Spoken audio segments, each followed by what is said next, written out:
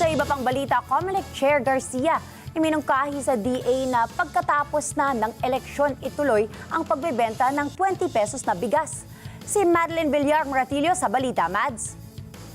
Yes, Yana, walang nagka-pending na aplikasyon para sa exemption ng pagbebenta ng 20 pesos na bigas ng Department of Agriculture. Nilinaw ni COMELEC Chairman George Garcia na nabigyan na nila kasi ng exemption ng DA para makapagbenta ng 20 pesos na bigas. Pero paglilinaw ni Garcia, ito ay para sa DA pa lang. Bawat lokal na pamahalaan na magbebenta ng nasabing bigas, dapat meron ding exemption. Payo ng COMELEC sa kanila, humingi ng clarification sa poll body para makasiguro. Halimbawa pa ni Garcia ang Cebu na meron na anyang exemption dati pa para sa pamamahagi ng murang bigas. Pero kailangan pag-aralan kung pwede ito magamit sa 20 pesos na bigas ng DA dahil magkaiba sila ng presyo ng subsidy.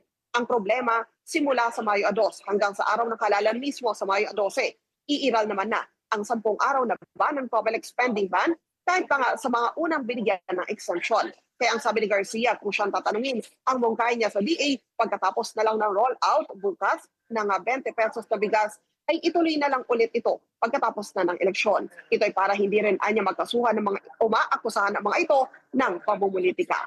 Balik sa inyo dyan, Diana. Maraming salamat, Madeline Villar Moratillo.